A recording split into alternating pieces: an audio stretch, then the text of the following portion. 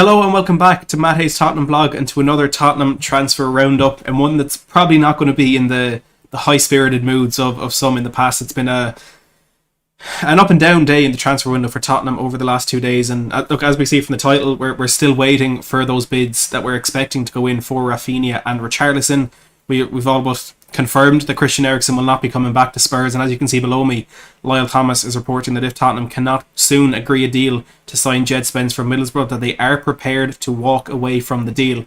We'll talk about that and so much more, including potential departures for Brian Hill and Joe Rhoden over the next half an hour or so. If you are new to the channel, please do make sure to hit that subscribe button down below and click the notification bell so you get notified every time we upload or go live. Welcome to everyone into the chat, to our channel members Tony Young and Chris Atten. Good to see you guys as always. Good to see everyone in the chat. We got Jason, Sandeep, Stephen, Jonathan, Simon, Lynch, Darren as well. Good to see all of you. But look, let's dive into it. Before we do talk about those the three Brazilian forwards that we are linked to at the moment, Fabrizio Romano has said that he wouldn't be surprised if Fabio Paratici pulls a surprise out of the hat. And to be honest, I personally think there could be a surprise coming, and I'll explain a bit more as we go on. But there's different reports about different players popping up in different countries at the moment, and it just feels like a Paratici sort of tactic, that he's deflecting the interest, deflecting the attention. We're hearing about Jesus from Italy. We're hearing about Clement Longley from Spain. Hopefully there is something brewing at the moment. I feel like there is, but we'll have to wait until we get any concrete information on something that could be brewing. It could be a deal in a similar ilk to the way we signed Yves Bissouma. But look, let's look at what we do know. And the first thing we do know is with regards to Raphinha. And Fabrizio Romano has said that Tottenham are in the race to sign Raphinha and are preparing a bid. Still preparing that bid. The Leeds man is now very open to listening to offers from English clubs. And that is an important update in this one, because we know that Raphinha, in a dream scenario, would end up at Barcelona this season, but with Barcelona's financial struggles at the moment, it's looking maybe unlikely that they could complete a deal for Raphinha this window or any near future window. Romano also said that Raphinha dreams of playing in the Champions League. I heard that Spurs told Leeds United that they are ready to make an offer, so we have to wait and see what the players and Leeds' response will be. And look, the word of this window at the moment is smokescreen, and I feel like it's a word that is being overused. But I saw someone question recently why Tottenham would tell Leeds, oh, by the way, we're preparing a bid. Why would they give them that notice? Why not just go in and make the bid? And again, we know how Paratici likes to use the media, and Simon there saying, why does it take so long to get a bid in? It's not impossible that the Paratici has said this to Leeds, so they leak it to the media, and then the attention is on Tottenham trying to get Raphinha while we go around the other corner and maybe try and secure a deal. And I don't want to say that's what's happening with every single rumour that's out there, because it's certainly not. Some of the rumours that are there, like that Djed Spence one, is more than likely actual interest from Tottenham and trying to get that deal done. But in the midst of all of these rumours and all of these deals that we're supposedly pursuing, there's going to be something like that, and it could potentially be this with Raphinha. It could be something with Richarlison. It could be something like I've said in the past with Djed Spence as well. We just don't really know. So trying to analyse these, looking at the sources these are coming from, looking at what part of the deal you think this stuff is being leaked from, that to me sounds like it's coming from the Leeds side of things. So it is just really, really hard to tell. And again, Romano said, I wouldn't be surprised if Fabio Paratici pulls a surprise out of the hat, because he's up to all sorts of things, which is what we love to hear about our director of football. Lyle Thomas of Sky Sports has said that Spurs are also intensifying their inquiries over forward options, including Everton's Richarlison and Leeds' Raphinha, and both clubs are bracing themselves for bids. So we know that Tottenham are expected to make a bid for Richarlison as well, which we'll touch on a little bit more in a minute. But again, that's coming from, it seems, the Everton side of the deal. David Ornstein had said in the past that sources close to Everton expect Richarlison to move on to Tottenham this summer. Again, from that Everton side of things, it could be exactly what Paratici wants. Charlie Eccleshare has said that Raphinha is high on Tottenham's list of replacements for Steven Bergwijn, who maybe we might not have agreed a deal with Ajax just yet. Again, we'll go into much more detail on that. Evening Standard say that Tottenham are preparing an opening offer for Raphinha. Seems to be the story we're getting from everywhere at the moment. They've expanded on that to say that Tottenham are targeting a big money move for a new forward. I think as we kind of already knew, Raphinha and Richarlison are among their top targets. Antonio Conte ideally wants the player signed before July 9th, although understand a big money move could drag on, and that's where the the typical Tottenham Spursy transfer window kind of comes back into effect, that the big move that we need, the big one that we're trying to get done, could potentially drag on, and any striker we do get in, any forward we do get in, could end up missing that pre-season tour to Korea, where that's where Antonio Conte wants the majority of his new signings, and I'd expect that's where he wants all of his big signings. That's where he wants Basuma, that's where he wants Perisic, that's where he'll want our left centre back, our right wing back, and our forward as well. But if that drags on beyond that, you'd have to question what effect that would have for a striker slash forward coming into a team where he's already 2-3 steps behind the front three that are in that team, and trying to catch up to the form that they're on, to the understanding, the partnership, the connection that they have. It's going to be quite difficult for whoever it is. So let's hope we can get them in before that trip to Korea. Daily Mail have also said that Tottenham will make their first bid for Leeds winger Raphinha this week. Now, that was said, I think, yesterday. Today's Friday. I would assume if it's not gone in by now that it will be next week. Not much happens in the world of transfers over the weekend. Onto the other Brazilian Premier League forward, one of the others that we're being linked to, and of course, it is Richarlison. Fabrizio Romano has said that there have been no direct talks between Spurs and Everton for Richarlison at the moment, and reiterating again that Tottenham will not sign both Richarlison and Raphinha. So Paul O'Keefe was the first to report that on Twitter, that Tottenham will make offers for both, or are prepared to make offers for both, but absolutely will not sign both of them. And it makes perfect sense to me. I wouldn't expect us, to be honest, I wouldn't want us to sign both of them, because we need to spend that money elsewhere, whether it's only 150 million or whether it's 300 million that is available. Whatever it is, we need to spend it elsewhere. We need a big signing at left centre back, which we seem to still be confident in getting. Now, the report, the biggest report today, I think, on Richarlison came from Reza Simplicio, who is a tier 1 source, and again, this is an important piece of information, a tier 1 source on the Brazilian side of this. So on Brazilian players, Brazilian teams, Brazilian national team, whatever it is, Reza has contacts in and around there, and she has said that Tottenham are expected to submit a proposal for the signing of Richarlison in the coming days. The English club want to meet with the striker's agents to talk numbers. So again, a key theme within all this is that none of this is being leaked from the Tottenham side of things. It's coming from the other side of these deals. Submitting a proposal in the coming days, you would assume within the next week. I think that there was a comment at the start of the live chat before we started saying how many days is coming. It was actually Simon said, what I don't understand is when all these experts say bid coming in the next days, how many days are they meaning? This Richarlison drama has gone on for a fortnight. I think it's even more than a fortnight since Bruno Andrade told us that Tottenham had lodged a bid. But that's an interesting report from Reza Simplicio. Matt Law has said, with regards to what Tottenham could try and do in that deal, that Spurs are thought to be open to sending Lucas Moura to Everton in a Richarlison deal. And look, player swaps always overcomplicate deals, and I think I said it earlier this week, if not last week, that Lucas Moura probably wouldn't be open to making a move like that, because he's even quoted as saying recently that he wants to see out his contract at Tottenham, whether that's 1 year or 2 years of Tottenham trigger the extension within that deal.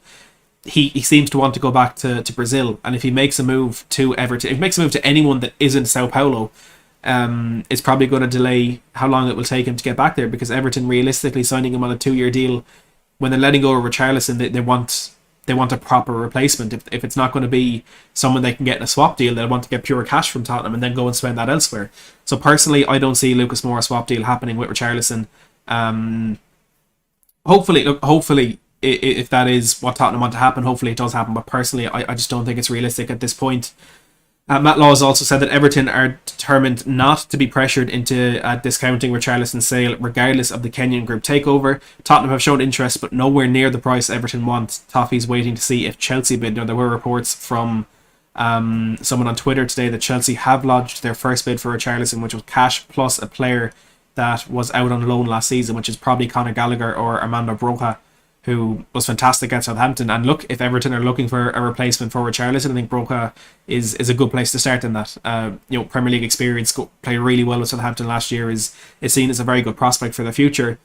If they're looking at Tottenham offering cash plus Lucas and that offer from Chelsea, I wouldn't blame them for leaning towards the Chelsea offer there. Charlie Eccleshare said that, like Raphinha, Richarlison is high on Tottenham's list of replacements for Stephen Bergwijn.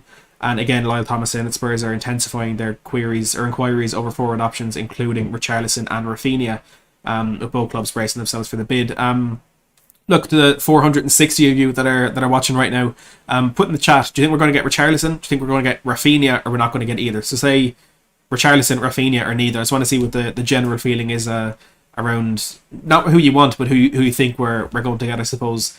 Personally, I can't see us getting either, which isn't terrifying.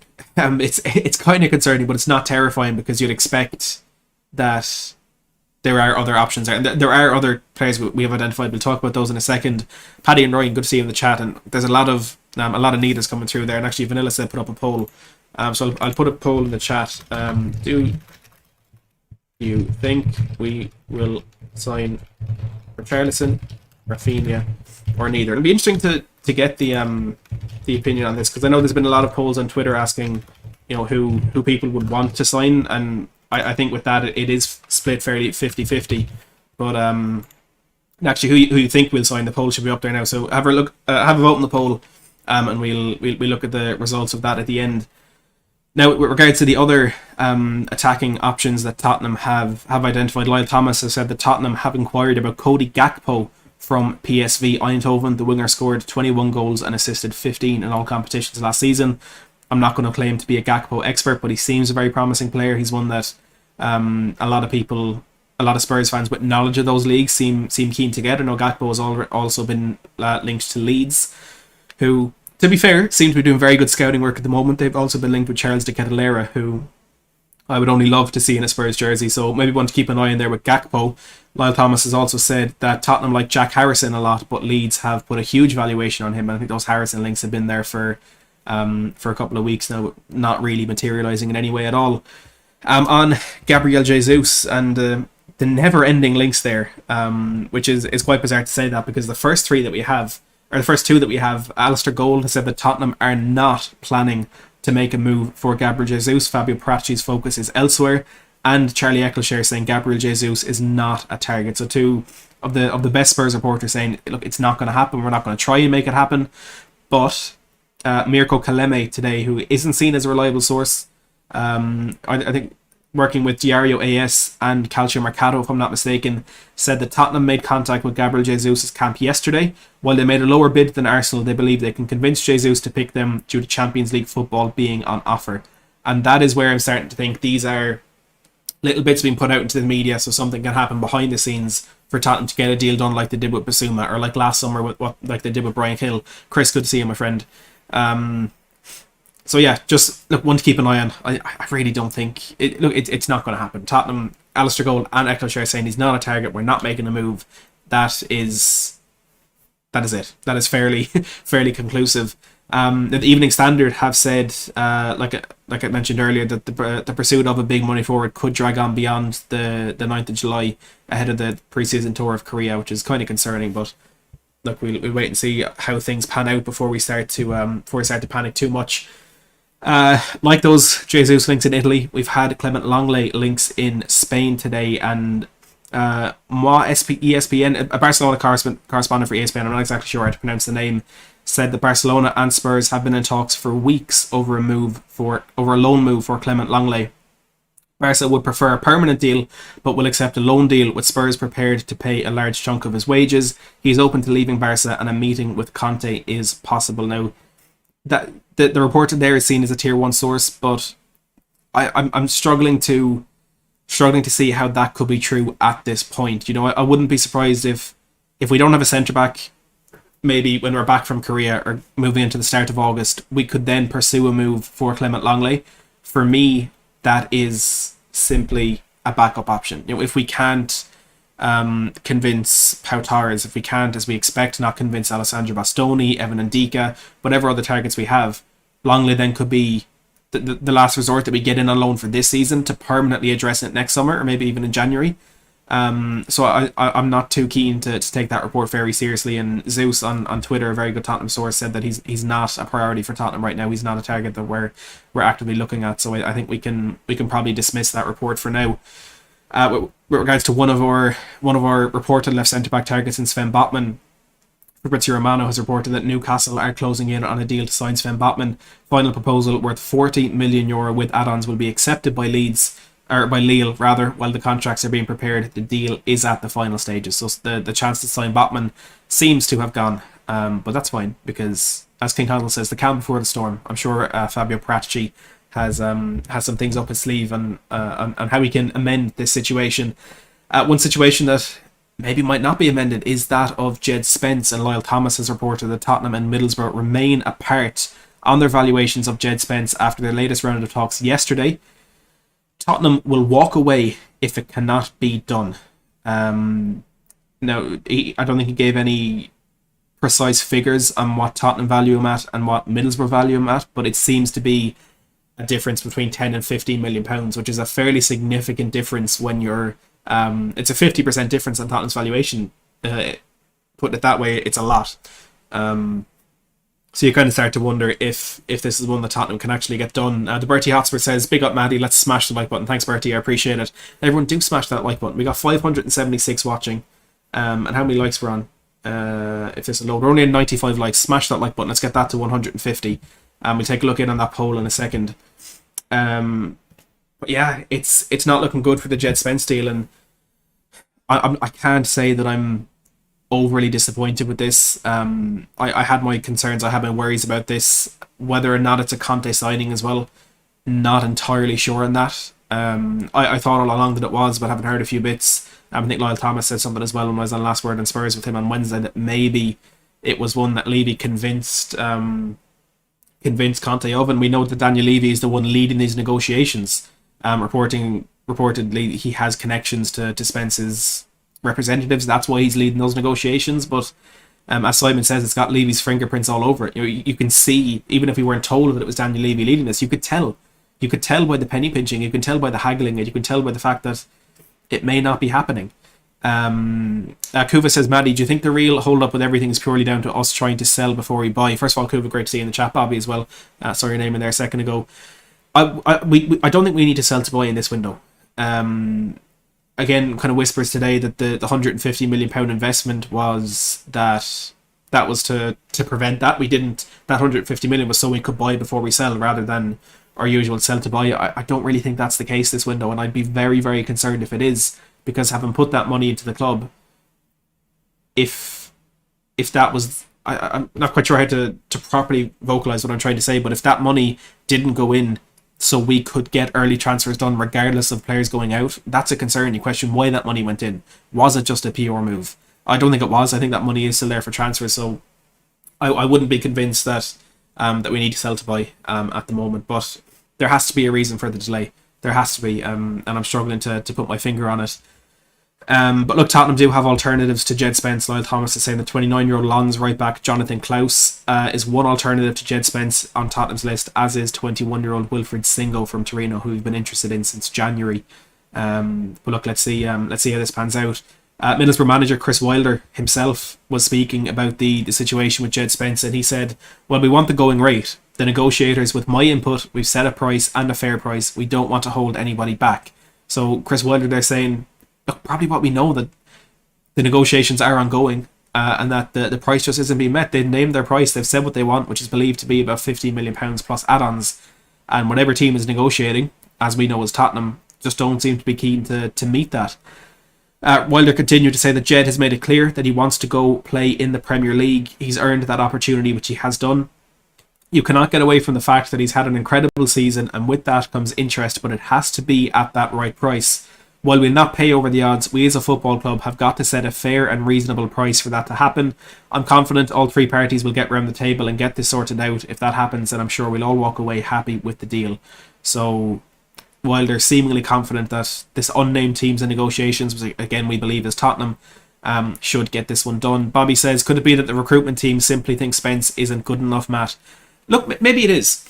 Maybe Levy convincing Conte and Paratici he's the right guy. Maybe the Italians aren't willing to spend too much of that budget to get a deal done that they're not fully convinced of. Richard with the super chat with the £5 says, breaking news from Fabrizio Romano on Twitter: Matt Hayes poster replacement next week. That'll be back up on the wall next week at the latest. I promise Simon, who's been asking me, he's following me around on YouTube, asking me is it done. So it will be up next week. But thanks for the super chat, Richard. And Dave as well with the super chat says, thanks for the updates, Matt. Great work. I really appreciate it, guys. Thanks for the support, and thanks, Dave, for the kind words. Anyone else, if you do want to have your comments or questions prioritized in the live chat, please pop in a super chat. If you can, of course. It's a great way to support the channel, and we'll discuss whatever you have to say straight away. But thanks to those two guys for that.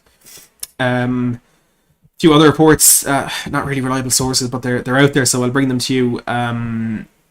Dean Jones has said that there's a general feeling that Tottenham will complete the signing of Djed Spence in time for pre-season, and Tom Barkley says that Tottenham and Middlesbrough are still apart on Djed Spence's price. Borough want around £15 million plus add-ons, Spurs offering, quote, a fair bit lower than that. He also mentioned that with interest from elsewhere in the Premier League and Borussia Dortmund as well, the player remains confident on making a move, but whether or not that's to Tottenham is a different situation. While we're on right backs, there's a comment there from Spurs Reports who says, Matt, do you think we should try for Hakimi? According to reports, he's unhappy at PSG and was unreal under Conte. I put this up on Twitter 2-3 days ago. It's not any ITK stuff or anything at all like that, but I said I'd be absolutely stunned if Tottenham haven't explored the possibility of a move for Hakimi. Priority position with money to throw around. He has a good relationship with Conte and reportedly wants to leave PSG. Would be foolish not to test the waters, in my opinion. Do I think it'll happen? No. Do I think we even stand a chance? No. But Conte wants ambition, so ambition he shall get. So I think this will have been at the bare minimum discussed within Tottenham. Conte wants a right back. He's had one of the best out there at Inter Milan, so I think his name would have been mentioned. But I also asked Lyle Thomas on Last Word on Spurs on Wednesday, and he said you wish, which I think tells us everything we need to know about that. The reports about him being unhappy at PSG aren't exactly reliable reports either. It's just kind of rumours within the media at the moment. So I wouldn't get too excited about that. Look, if he wants to go, absolutely we should try for it, but I don't think we'll be seeing Hakimi in a Spurs jersey this season. Chris with the £2 says, any news on Winks being sold yet? Thanks again for the super chat, Chris. And look, it's advanced. Winks to Everton is advanced, according to Paul O'Keefe.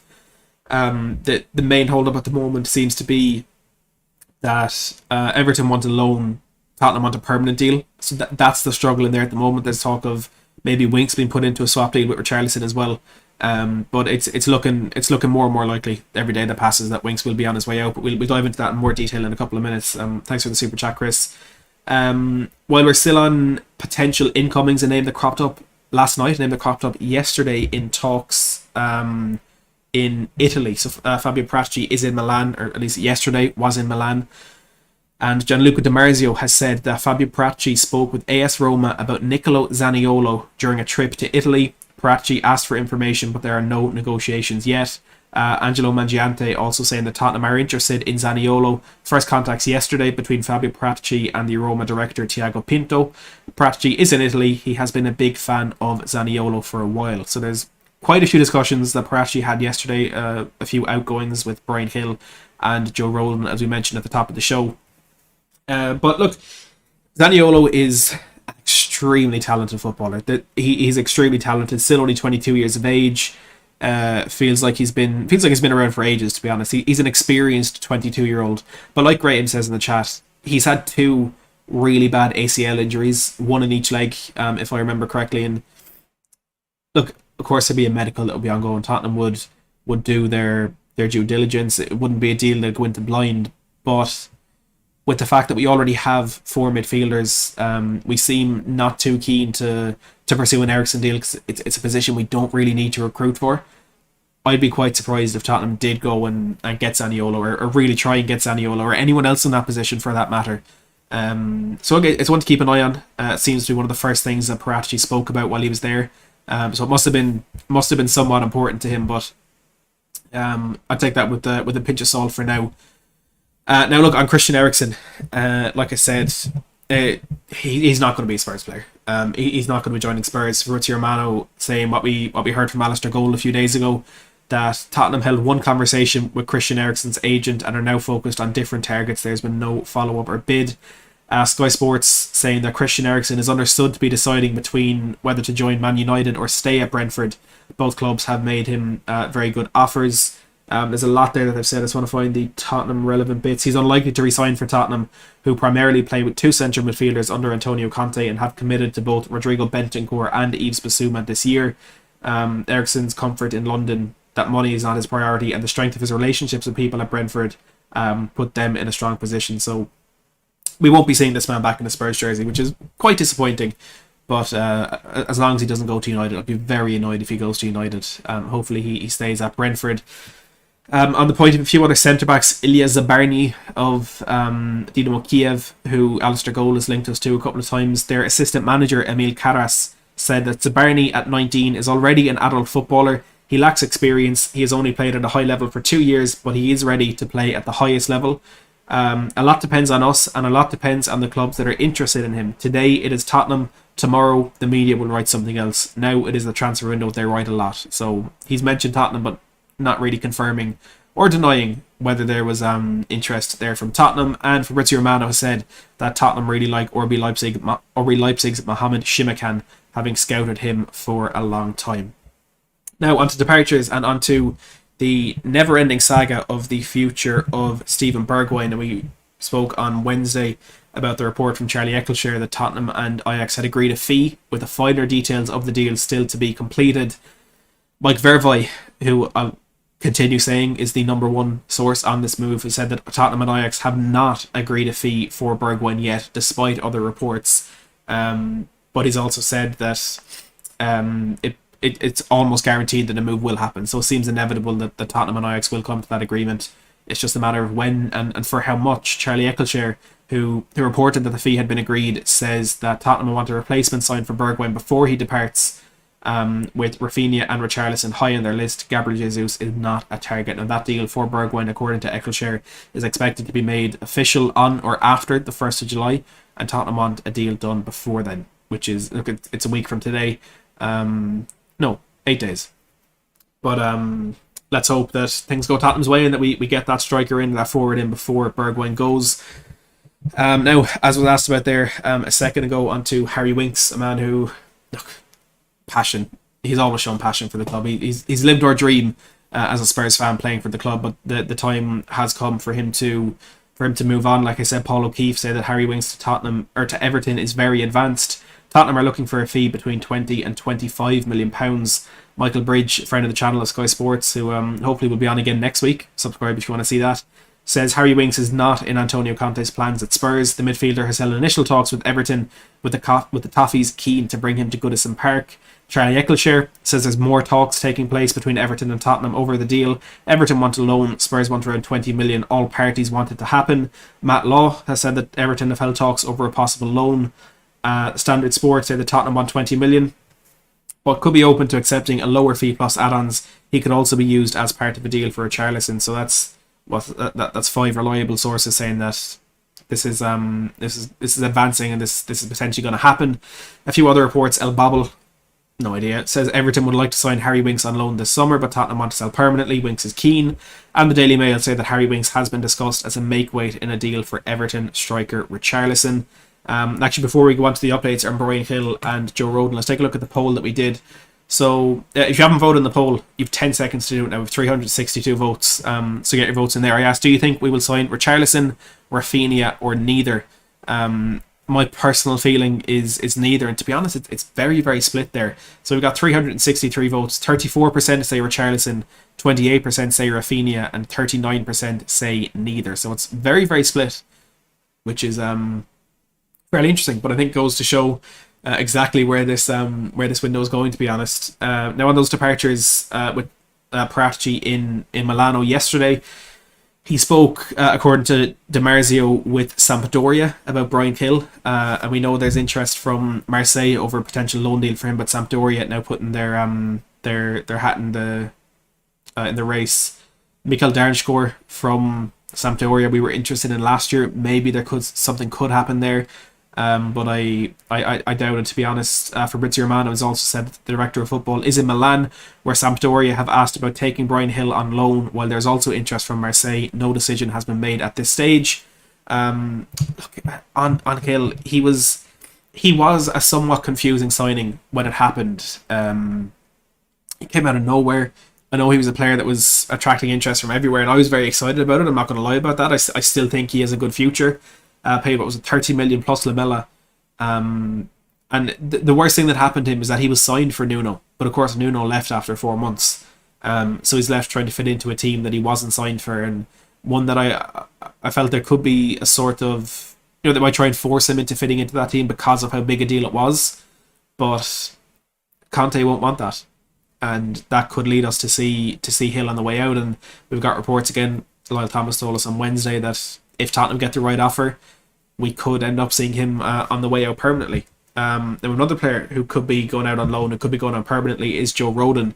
I don't know him, but Fabrizio Romano has said that Paratici met with Roma director Tiago Pinto during his trip to Italy to discuss a deal for Joe Rhoden, and Di Marzio said the very same, saying Rhoden is appreciated by Mourinho.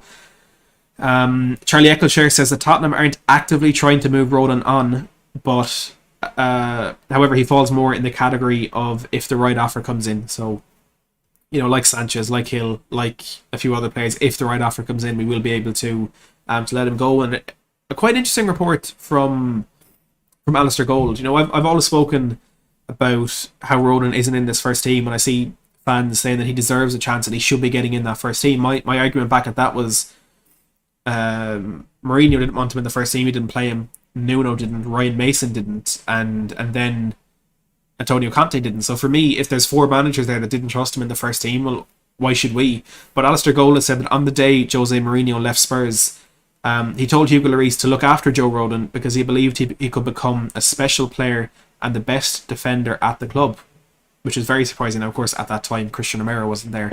Eric Dyer and Ben Davis weren't the players that they are today, but an interesting report nonetheless from Alistair Gold. Michael, thank you very much for the super chat. I really do appreciate it. Your support is much appreciated. A few lesser or unknown reliability reports. Football Transfers say that Sky Sports here saying Newcastle have agreed to deal with Botman. Football Transfers say that Stuttgart striker Sasha Kaladzic is now set to complete a move to Bayern Munich after reportedly being tracked by Tottenham.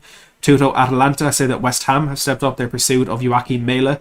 Atalanta are said to want between 15.5 and 17.2 million pounds for the right back.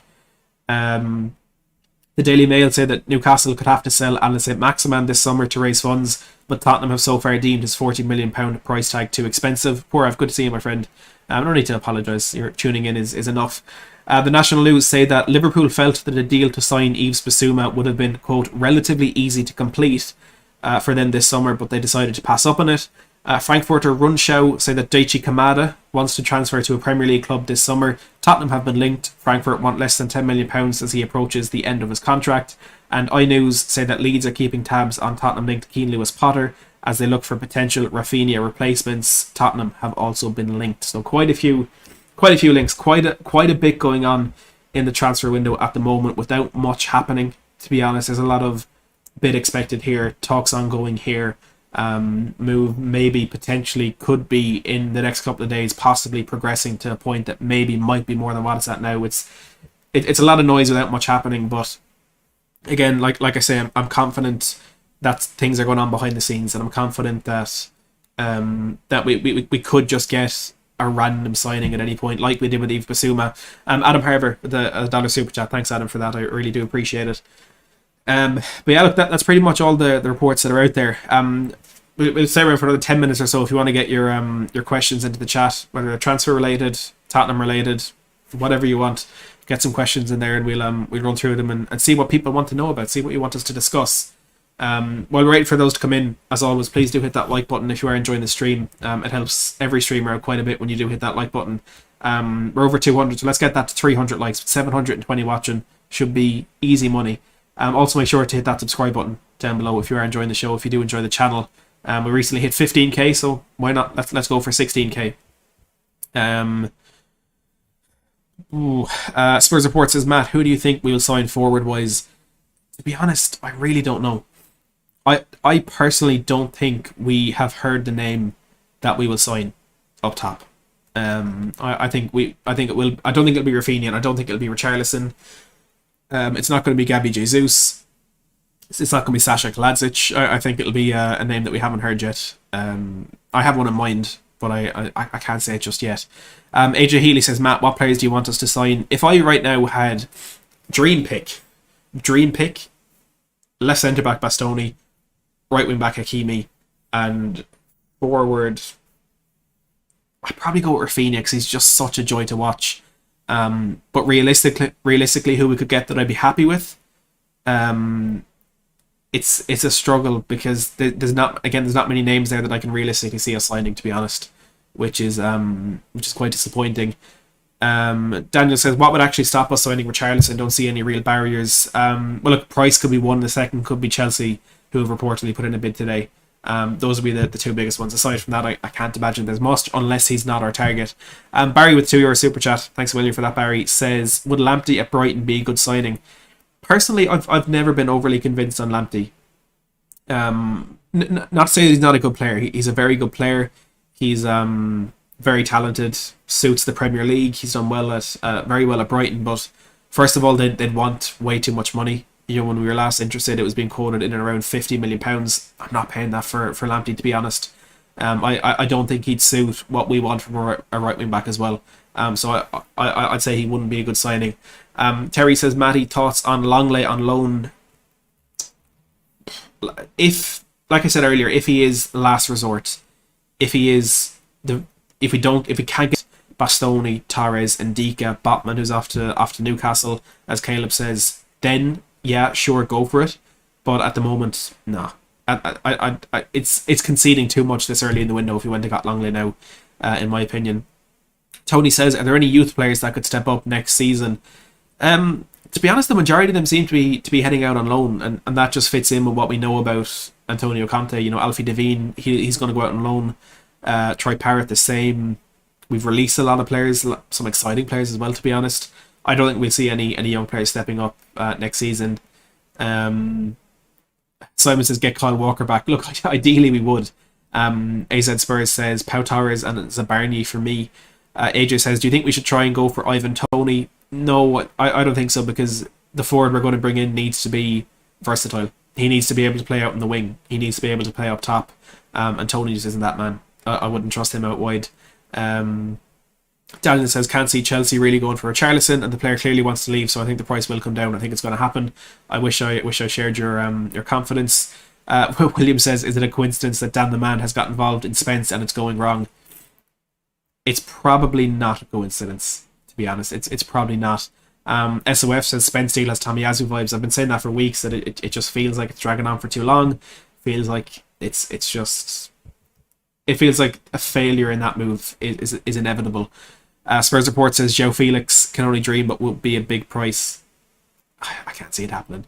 100 million for him. I assume they'd want a fairly hefty fee if they were to let him go, just to get as much of that back as they possibly could. And that's probably not a fee that Tottenham are going to be willing to pay. Evan says, what do you think about Hakimi? Fantastic player, dream signing, but just not realistic. I can't see us getting him. The Bertie Hosper says, is there any chance on Lautaro Martinez? And look, to be honest, I expected at this point to know who would be leaving Inter Milan.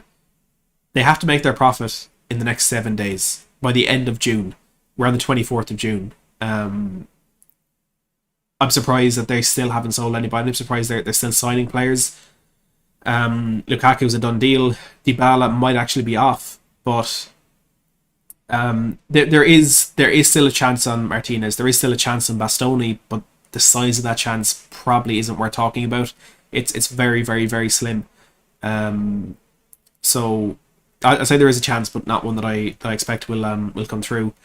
Pooraf says, any news on Gvardiol? Surprised has not heard many clubs go for him. Can expect a dog fight for him in the next weeks. To be honest, the reason not many clubs are going for him is because he's probably not leaving. He signed for Leipzig 2 years ago, went back on loan to Dinamo Zagreb, where he helped them knock us out of the Europa League, and last season had his first season with Leipzig. Did extremely well, has a long time left in his contract, is happy there, playing well. It's going to take a massive fee to get him out of Leipzig, and for me that's the reason no one is really looking at it.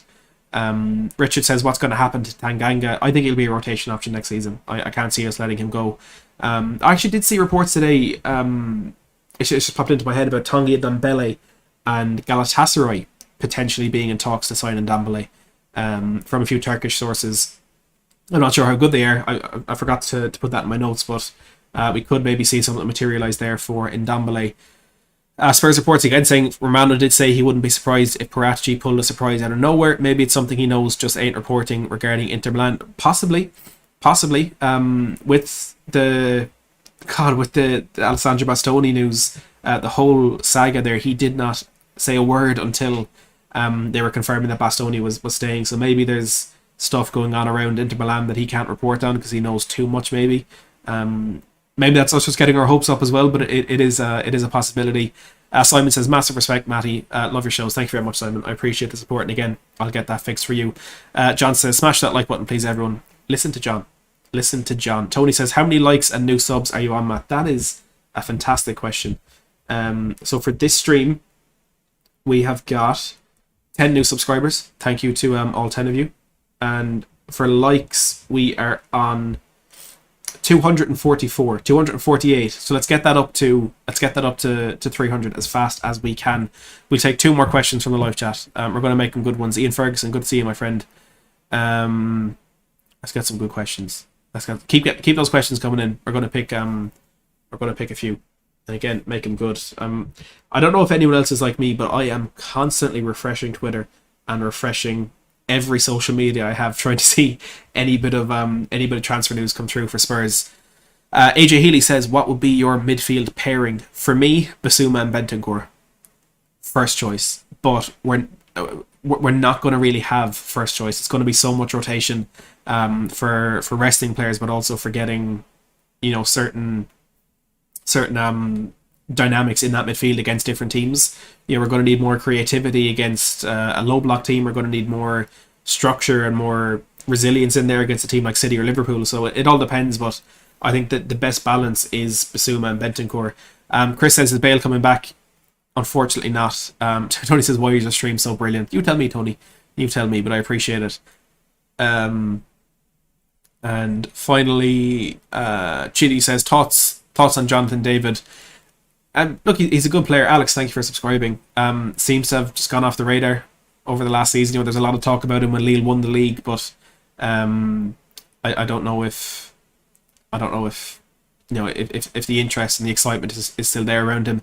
Bobby says, breaking, the Spurs first team signed pennant provided by Tottenham Hotspur Football Club has just raised £261 via auction towards our NHS charity. Congrats to Chris from Virginia. Now, if anyone doesn't know, Bobby did an incredible fundraiser for the NHS. Bobby, if it's still open, put the link in the live chat, and we get some of our lovely friends here to go over and donate. Bobby went through an awful ordeal that I can't even begin to imagine over Christmas, and he's raising money for the people that saved his life. So if you do have any spare, whether it's a £1 or £1 million, whatever it is, if you've anything spare, please do support that fundraiser for Bobby. We'll stay for a few minutes so Bobby can get that link in the chat. Jay says, could you see Dane Scarlett finally getting a loan move? I think he will. It's a bit weird that he hasn't gone out on loan yet, in my opinion, because look, I know he's been playing with the youth teams, so he's been getting game time, but I feel like he needs to get more regular game time at a professional level. Like, playing against the under-21s every week, it can only do so much good, I suppose. So I'd like to see him get a move maybe down to the League 1 or League 2. Bobby says, donation still incoming via PayPal at BobspurTV NHS. Thanks, buddy. So I'm just going to... Can I pin that? So I just pinned that to the top of the chat there. If you do have PayPal and are able to spare anything for Bobby, it's linked. It's pinned to the top of the chat. So if you want to copy and paste the PayPal name or whatever, please do, and support a fantastic cause. Spurs Report says, Richarlison or Raphinha, who would you want? For me, Raphinha is the better player, but Richarlison is a better fit. Like I was talking about, someone who needs to be able to play across that front line. I think that player is Richarlison more than Raphinha. But again, I don't think we'll get either. But look, we will wrap it up there. Thank you to everyone who's tuned in. We've had 2,500 tuning in. We've had a few subscribing, like Pro Skills. Thank you very much for that. Please do hit that like button before you head off, and subscribe to the channel down below if you want more of these transfer updates throughout the summer. Hit that notification bell if you want to be notified every time we upload or go live. Make sure to go and check out Bobby's fundraiser. You can donate via PayPal at BobSpurTVNHS. Spursy says, Matt, looks like the hay fever has improved. You could start landing planes again. I've never had that. I look like an air traffic controller. I've never had that until I was on Last Word on Spurs, but look, we'll take it as a compliment. What else can we do? And yes, the hay fever has improved, thankfully. But look, we will wrap it up there. We could ramble on for hours. I don't think anyone wants to see that. But for me, for now, as always, thank you so much for watching.